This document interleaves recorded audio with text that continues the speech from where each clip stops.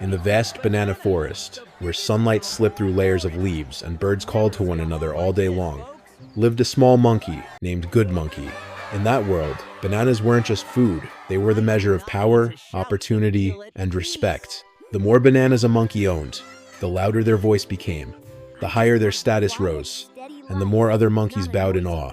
But Good Monkey was different. He didn't care about showing off. He didn't enjoy wasting what he had, and he never dreamed of becoming the most powerful creature in the forest.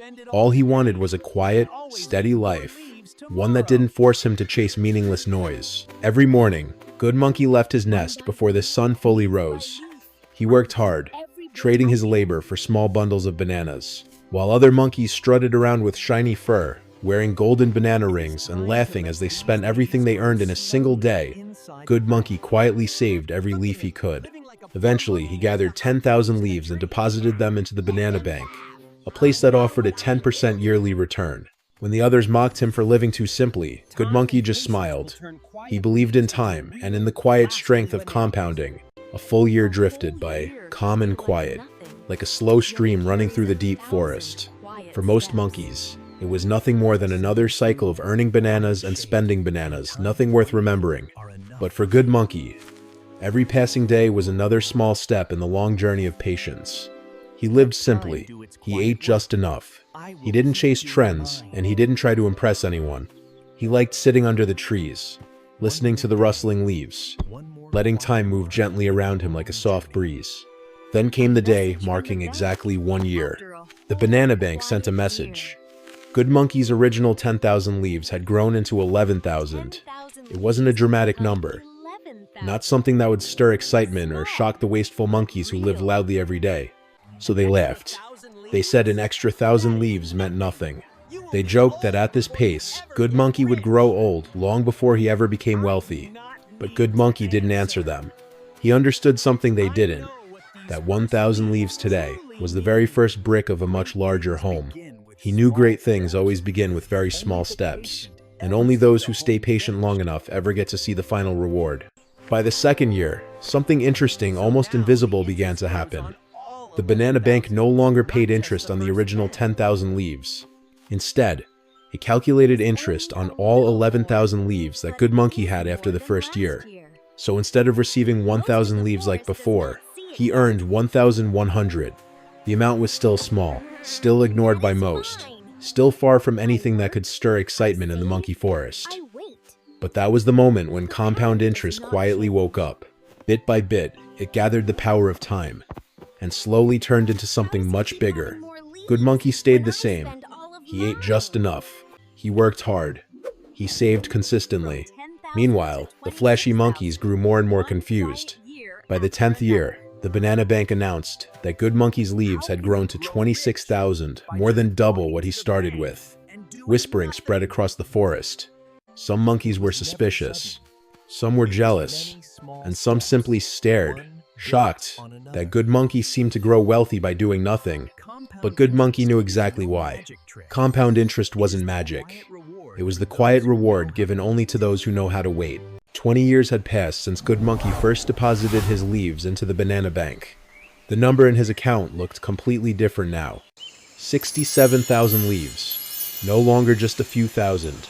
And no longer an amount meant only for a frugal life. It had become real power, a genuine resource. By the 30th year, that number shot up to 174,000 leaves. And it was around this time that Good Monkey began to notice a clear shift in how the forest looked at him. The same monkeys who once bragged loudly now approached him quietly. They scratched their heads, hesitated, and asked to borrow bananas. They said they were struggling. They admitted that their years of wasteful living had finally caught up with them. Good Monkey didn't scold them. He didn't speak harshly. He simply looked at them with gentle eyes, because he knew life always comes full circle, and time eventually teaches every creature its own lesson. In those moments, Good Monkey understood something that not everyone has the patience to see. When you save long enough, the world naturally adjusts, and your value rises on its own. You don't need to show off. You don't need to chase anyone. You just need to stay consistent. One peaceful morning, the banana bank held a grand celebration for its 100th anniversary. They revealed a list of customers with the longest deposit history, and the moment Good Monkey's name appeared, the entire forest fell silent. His account had reached 137 million leaves, a staggering number so huge that every monkey who once mocked him stood frozen in disbelief. The news spread faster than the warning cries of the forest birds. Banana newspapers called him the richest monkey of the century. Even the most powerful monkeys in the forest came rushing in, hoping to learn the secret behind his wealth. But when they arrived, the scene was nothing like they imagined. There was no mansion, no vault filled with golden bananas, no signs of luxury of any kind, just a small wooden hut, a few bunches of bananas hanging by the doorway, and Good Monkey gently bending over to plant a young banana tree. When they asked why someone so wealthy still lived so simply, Good Monkey just smiled and said, "All those leaves are a lot, sure, but they're not what made me rich. Time did, discipline did, and the peace that came with both." The forest fell silent. The twist wasn't in how rich Good Monkey became, but in the way he chose to live. Good Monkey's story wasn't just about the leaves in his bank account. It was about a way of living, one that very few monkeys ever chose. Compound interest is the power of time. It doesn't create big changes in a day, a week, or even a year. But over the years, over the decades, it quietly builds value for those patient enough and strong enough not to get swept away by the forest's constant rush.